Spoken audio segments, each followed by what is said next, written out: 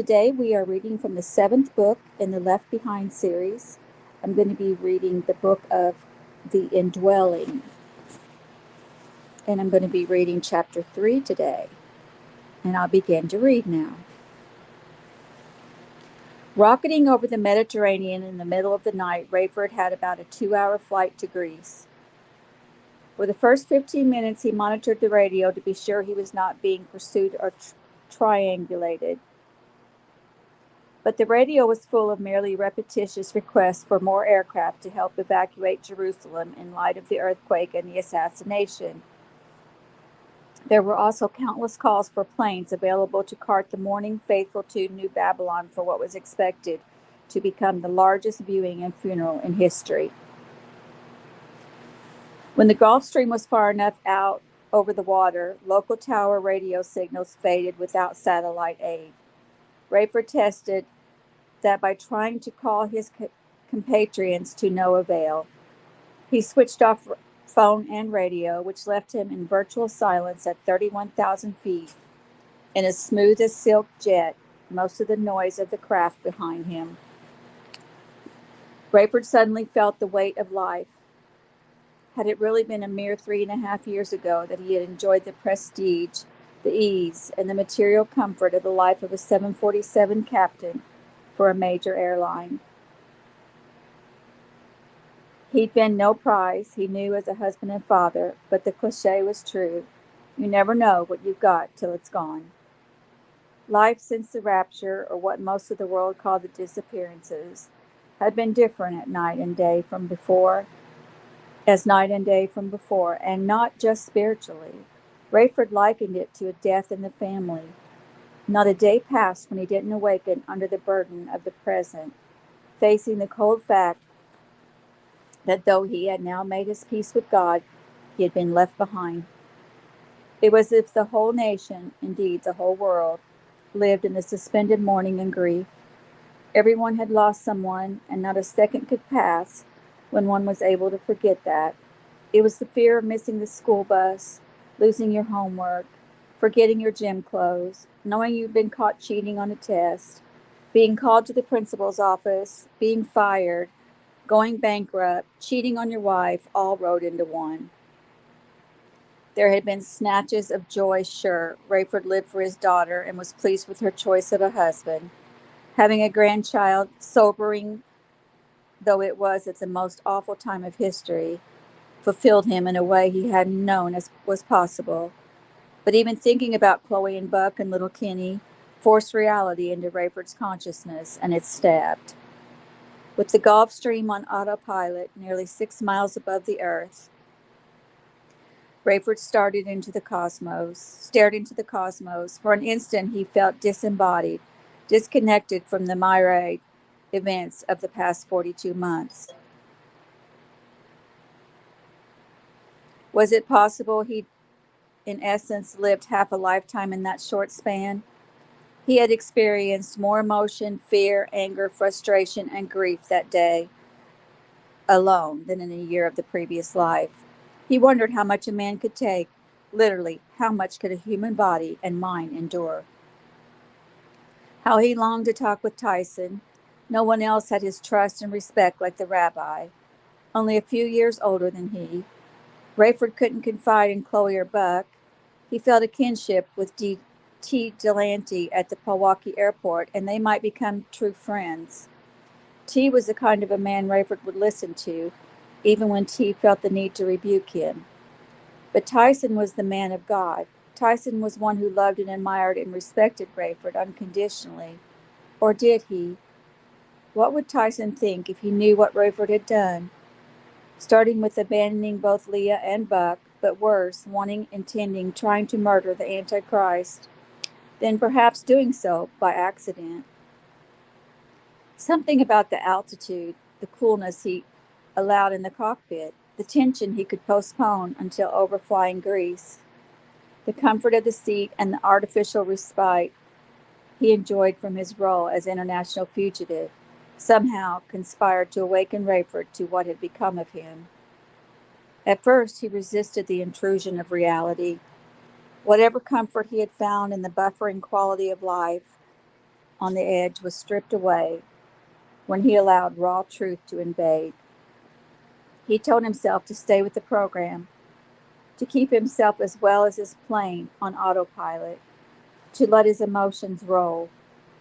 What had happened to the scientific, logical Rayford, the one who had been left behind primarily due to that inability to accede to his intuitive side? When he heard himself speaking aloud, he knew it was time to face the old Rayford, not the pre-rapture man, but the new believer. He had wondered more than once during the past few months whether he was insane, now talking to himself in the middle of the night in the middle of nowhere. Much as he hated the prospect, introspection was called for. How long had it been since he had indulged, at least honestly? He had questioned his sanity the past few months, but he seldom dwelt on it long enough to come to any conclusions. He had been driven by rage, by vengeance. He had grown irresponsible, unlike himself. As Rayford allowed that to rattle in his brain, he realized that if he pursued this, turned it over in his mind like the marshmallows he had tried browning evenly as a child, it would not be himself he would face in the end. It would be God. Rayford wasn't sure he wanted the blinding light of God in his mental mirror. In fact, he was fairly certain he didn't. But the hound of heaven was pursuing him, and Rayford would have to be thoroughly deluded or dishonest to turn and run now. He could cover his ears and hum as he did as a child when his mother tried to scold him, or he could turn on the radio, pretending to see if the satellites had been realigned, or try the phone to test the global system. Maybe he could take the plane off autopilot and busy himself navigating the craft through trackless skies. Down deep, he would never live with himself if he resorted to those evasive tactics. So Rayford endured a shudder of fear. He was going to face this, to square his shoulders to God and take the heat. All right, he said aloud. What? Buck straightened to relieve the aching in his joints from kneeling to check the lifeless woman. Standing in the darkness of his old friend's home, he knew he had never been cut out to be a hero. Brave he was not. This horror had brought a sob to his throat he could not subdue. Rayford was the hero. He was the one who had first come to the truth, then led the way for the rest of them. He was the one that had been rocked only temporarily by the loss of their first spiritual mentor, but stood strong to lead. What might Rayford have done in this situation? Buck had no idea. He was still upset with the man, still puzzled over his mysterious self-assigned task that he had left Buck and Leah on their own.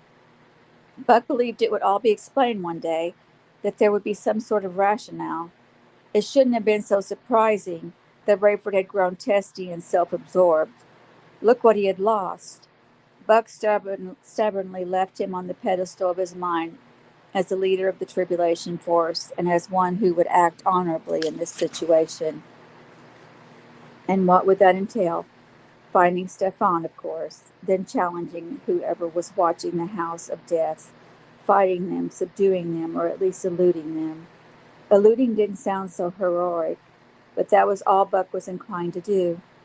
Meanwhile, the most heroic he would get would be to finish the task inside, finding Stefan and Chain if they were there, and then running for his life.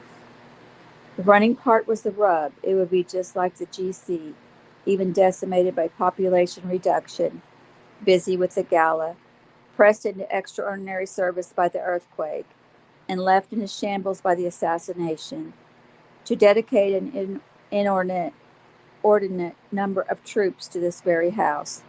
It would not have surprised Buck an iota if the place was surrounded and they had all seen him enter, watched him find what he found, and now waited to capture him upon his departure.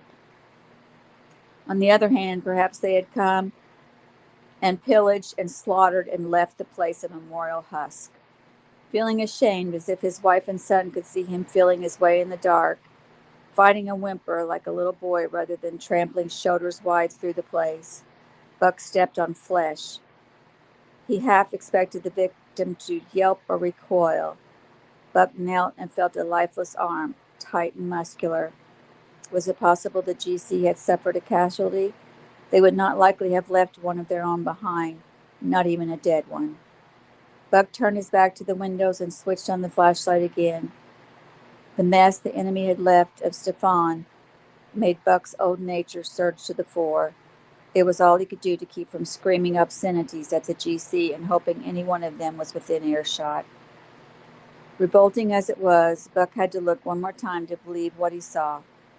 Stefan lay there, his face a mask of tranquility, eyes and mouth closed, as if he were asleep. His arms and legs were in place, hands at his side, but all four limbs had been severed.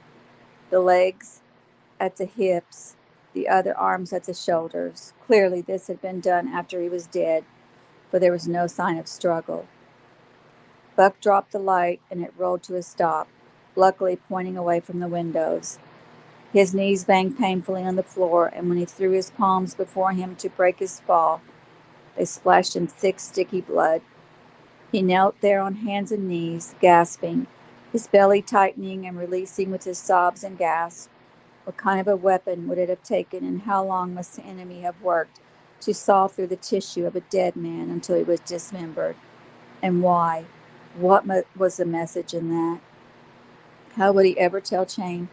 Or would his dear old friend be his next discovery?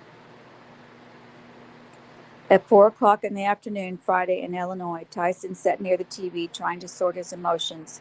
He was still able to enjoy, if that was an appropriate word anymore, the ceaseless curiosity and antics of a 1-year-old boy.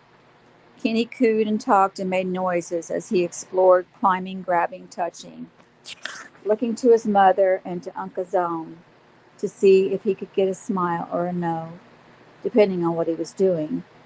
But Kenny was Chloe's responsibility, and Tyson didn't want to miss a second of the constant coverage of the assassination.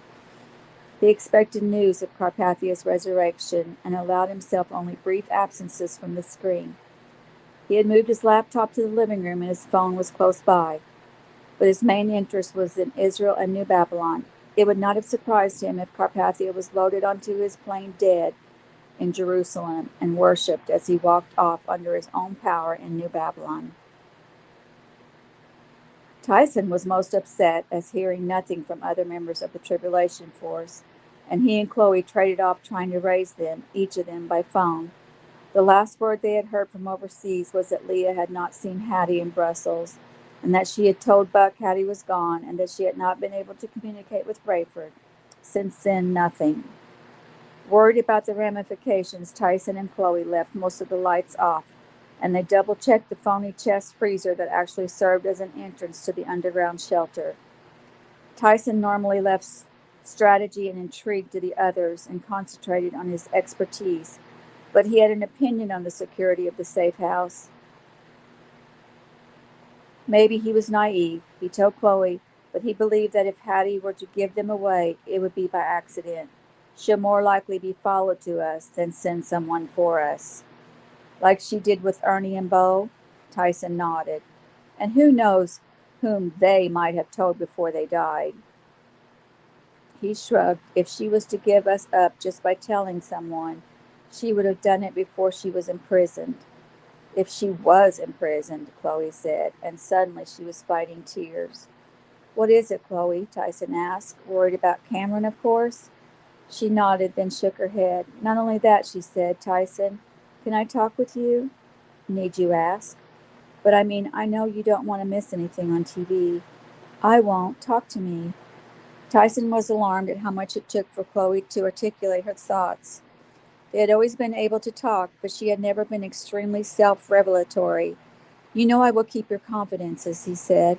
Consider it clergy parishioner privilege. Even that did not elicit a smile, but she managed to shock him. Maybe I've been watching too much TV, she said, such as those staged rallies where everyone worships Carpathia. I know, they're disgusting. They refer to him as your worship and the like.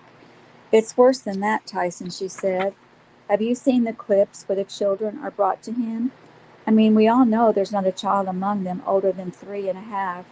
But they're paraded before him in their little GC outfits, saluting over their hearts with every step, singing praise songs to him. It's awful. Tyson agreed.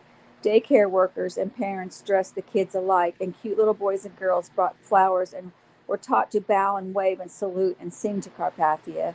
Did you see the worst of it? He asked. Chloe nodded miserably. The prayer, you mean? That's what I mean. I was afraid of lightning.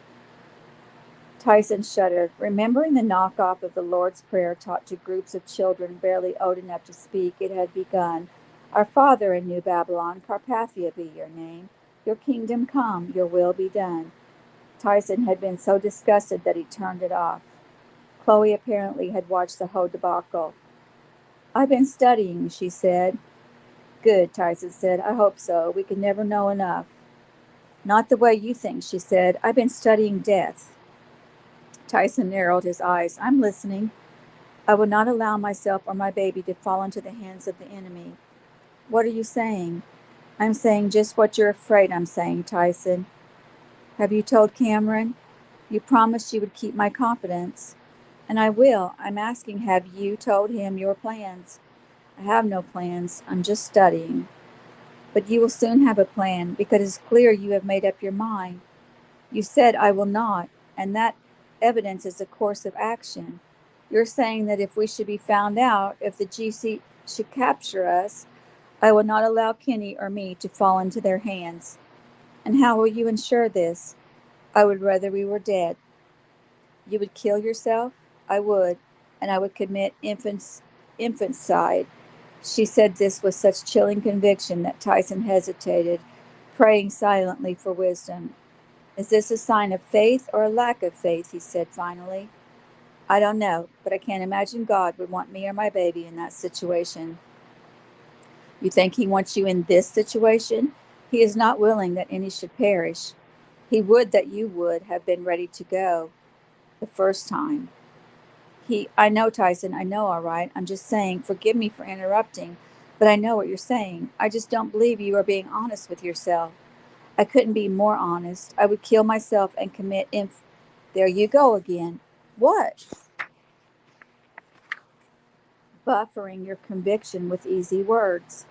You're no better than the abortionists who refer to their unborn babies as embryos or fetuses or pregnancies so they can eliminate them or terminate them rather than kill them. What? I said I would. Yes, that's what you said. You didn't say what you mean. Tell me. I told you, Tyson. What are you doing? Why are you doing this? Tell me, Chloe. Tell me what you're going to do. He hesitated, not wanting to alert Kenny they were talking about him. Tell me what you're going to do to this little one, because obviously you have to do it to him first if it's going to get done. Because if you kill yourself, none of the rest of us will do this job for you. I told you what I will do to him. Say it in plain words, that I will kill him before I let the GC have him. I will. Will what? Kill him. Put it in a sentence. I will kill my own baby. Baby, Kenny exulted, running to her. She reached for him, sobbing. Quietly, Tyson said, How will you do this? That's not what I'm studying, she managed over Kenny's shoulders. He hugged her tight and scampered away. And then you will kill yourself. Why? Because I cannot live without him. Then it follows that Cameron would be justified in killing himself. She bit her lip and shook her head. The world needs him. The world needs you, Chloe. Think of the co-op, the international. I can't think anymore, she said. I want done with this. I want it over. I don't know what we were thinking bringing a child into the world. That child has brought so much joy to this house, Tyson began, that I could not do him the disservice of letting him fall into GC hands. Tyson sat back, glancing at the TV. So the GC comes, you kill the baby, kill yourself. Cameron and your father kill themselves. When does it end? They wouldn't, they couldn't. You can't and you won't. I thought I could talk to you, Tyson. You expected what? That I would condone this? That you would be sympathetic at least. I am that, at the very least, he said. Neither do I want to live without you and the little one. You know what comes next. Oh, Tyson, you would not deprive your global church of yourself. He sat back and put his hands on his knees. Yet you would deprive me of yourself? You must not care for me as much as I care for you, or as much as I thought you did. Chloe sighed and looked into the ceiling. You're not helping, she said in mock exasperation. I'm trying, he said. I know, and I appreciate it. Tyson asked her to pray with him for their loved ones. She knelt on the floor next to the couch, holding his hand, and soon after they began, Tyson peeked at his sound and saw Kenny kneeling next to his mother, hands folded, fingers entwined, eyes closed. David found Guy Blood more outrageous and flamboyant in person. He showed up with a small entourage of simpler, huffy, and put out men in their late 30s. Despite their differences in nationality, they could have been quints from the way they dressed and acted. David offered only Guy a chair across from his desk. This is what you call hospitality, Guy said. There are 6 of us. Hello. My apologies, David said. I was under the impression it was the responsibility of the guest to inform the host when uninvited people were coming. Guy waved him off, and his sycophants glumly stood behind him with arms closed. The Supreme Commander has commissioned me to do a sort of bronzy iron thingy of Nikolai, and I have to do it fast. So can you give me the materials? They were interrupted by an urgent knock on the door. A woman in her late 60s, blue-haired, short and stocky, poked her head in. Miss Ivins, David said, may I help you? Excuse me, Guy said, but we're in conference here. David stood. It's all right, Miss Ivins. You know Guy. Of course, she said, nodding sadly. And Guy, you know Vivian is, yes, the Pochtons' only living relative. I'm sorry for your loss, ma'am, but How may I help you, ma'am? David said. I'm looking for crowd control volunteers, she said. The masses are already showing up from all over the world. And it's after midnight, Guy said. Don't they know the funeral isn't for at least 2 days? What are we supposed to do with all them? Commander Fortunato was asking for any personnel below director level to. That leaves me out, Vivian, Guy said. And Hasid here too, unfortunately. How about your assistants, Guy? David suggested. I need every last one of them for this project. Viv, surely you don't expect. I'm aware of your assignment, Guy, Viv Ivan said, but she pronounced his name in the Western style, and he quickly corrected her. She ignored him. I'm on assignment too. If either of you gentlemen could spread the word among your people, the administration would be grateful. David returned to his seat and tapped out the notice to be broadcast to his workers' email addresses as Miss Ivins backed out and shut the door. Aren't we efficient? Guy said. We try, David said. I know what her assignment is, Guy said. Have you heard? I have enough trouble keeping up with my own. David had acted uninterested enough that Guy turned to his own people and whispered, that regional numbering thing. David was dying of curiosity, but unwilling to admit it. Guy spun in his chair to face David. Now, where were we? I was about to check my catalog file for bronze and iron thingy suppliers, and you were going to be a bit more specific. Okay, I'm going to need a computer program that allows me to figure out how to do this. I'm going to be supplied by the coroner with a life-size cast of Carpathia's body. How ghastly. And I need to quadruple that in size. That means 4 times. Yeah, I recall arithmetic, Guy. I'm just trying to help. Truce. Truce. Start over. No hassles. Whatever, Guy. Be nice. I'm trying. Anywho, I want to make this like 24-foot replica of Carpathia out of pretty much bronze, I think, but I want it to come out in a sort of ebony finish with a texture of iron. Ebony is black. I remember crayons too, Guy. Sorry, David, you don't want any help. I'm going to need it if I am to find this material quickly. What do you think you need, and how fast do you need it? Guy leaned forward. Now we're getting somewhere. I want the thing to be hollow with about a 1/4 inch to 3/8 inch shell, but it has to be strong enough and balanced enough to stand straight without support, just like Nikolai would if he were that tall. David shrugged. So you make him to scale and cheat on the shoes if you have to. Since an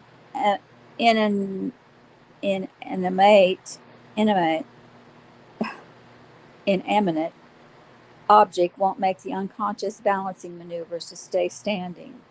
Shoes? What, your statue will be barefoot? Guy giggled and shared the mirth with his clones. Oh, David, he said, lifting his feet and spinning in his chair, my statue will be au naturel. David made a face. Please tell me you're joking. Not on your life. Did you think the mortician was going to make a body cast of him in his suit? Why not? Guy fluttered the air with his fingers and said, forget it, you wouldn't understand. You obviously have some hang up about the human form and can't appreciate the beauty. Guy, I'm assuming the statue is to maintain a prominent place within the palace. Within the palace, dear boy, this will be the objected art of history. My piece de resistance. It shall stand in the palace courtyard, not 30 feet from where the poignant lies in state. So the whole world will see it, in all its glory, and it's your masterpiece. Guy nodded, appearing unable to contain his glee. So if I take a picture of something and then traced it, I could be an artist too? Guy looked disgusted. You're about as far from an artist as I am from. But what if this reproduction of a dead man's bare body is your work? Are you just insulting me, or is that a sincere question? Call it sincere. I really want to know. The concept. I conceived it, David. I will supervise the construction. I will do the finished work on the face, leaving the eyes hollow. I was asked to create a huge statue to represent the greatest man who ever lived, and this came to me as if from God himself. You're on speaking terms with God? It's just an expression, Hayseed. It's from my muse. Who can explain it? It's what I blame my genius on, the one thing that keeps me from unbearable ego. Can you imagine how embarrassing it is to be lauded for everything your hands create? I mean, I'm not complaining, but the attention becomes overwhelming. The muse is my foil. I am as overwhelmed as my gift, the gift from the muse, you see, as anyone else. I enjoy it as the masses do. You do? Yes, I do, and I can't wait to get this one. I'm assuming I would have access to the GC foundry as we won't have time to have this done off site. David shut one eye. The foundry is on 3 shifts, 7 days a week. We could have this more cheaply done in Asia where, help me stay civil here, David, as it is clearly my fault for not clarifying. Supreme Commander Fortunato, who, in case you couldn't figure this out on your own, will likely be the new potentate once Carpathia is entombed. Wants this monument in place no later than at dawn Sunday. Guy stared at David as if to let that sink in. It almost didn't. David looked at his watch. It was crowding 1 a.m. Saturday, Carpathia Standard Time.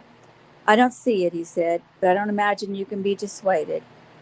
Why? I believe we have begun to connect. Anything but that, David thought. Zizaki, Guy said, if you please. With a flourish, an Asian with 2-inch green nails produced a computer-generated schedule. It called for the procuring of materials and determining the manufacturing site by noon Saturday, concurrent with computer design by the artist and cast making by the mortician. By midnight Saturday, the foundry was to create a cast to the artist's perfections, produce the shell, and deliver it to the back of the palace courtyard.